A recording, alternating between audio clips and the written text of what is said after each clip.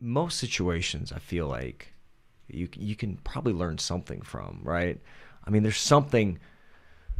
God, I hate to say something good, and I don't know if that's always the case. But there's got to be something that you can, Something at least useful. something useful. We Not can we say, say we don't good, say, we don't something have to, useful. we don't have to put a value judgment of good or bad on it. Yeah, Right? We yeah. can say something useful. Yeah. Right. And again, this is an idea more I'm talking out with you guys because it's just something I was thinking about when I told you. I was like, man, I was like, just like when I think of bad things. Sure. A lot of the things that I thought were bad ended up being kind of useful later on.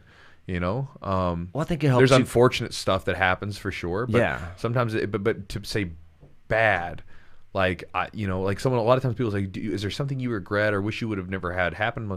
And I think about that. I wish I would have never been jumped. I wish I would have never done this, that, whatever. But maybe I wouldn't be here right now, and I wouldn't be as happy as I am.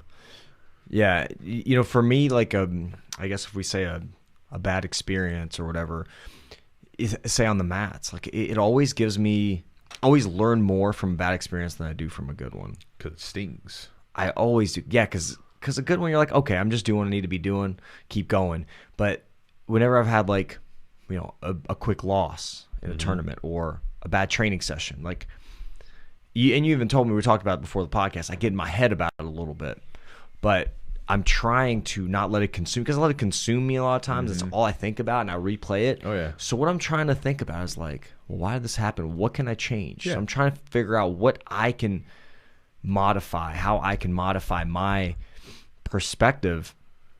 And the next time I have something tangible to work on, like, oh, I got to do this one thing. Let's see if I can do this one thing. I have a goal. Now I have a goal.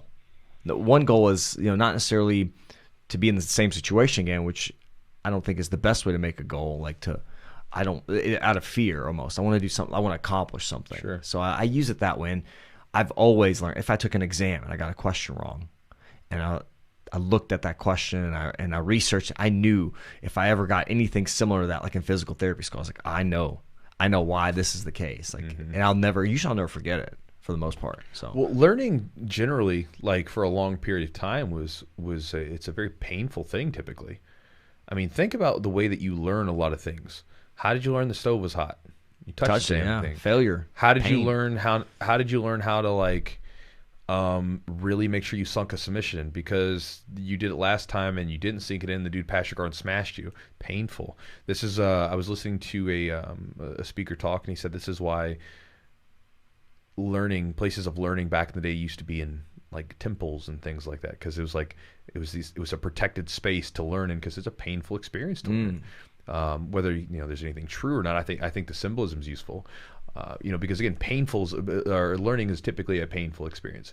I mean, like you can book learn, right, and have intellectual like understanding, but when you get down into knowing something, yes, a lot of times that happens like when you crash and burn a little bit and you figure things out. That's when you really start to like, man, I know this, because you've done it so many times, you've had those failures to really sharpen that information that you have, and you get a certain knowing that to me is not knowing in the head, but just knowing sort of on a deep level, knowing in your bones.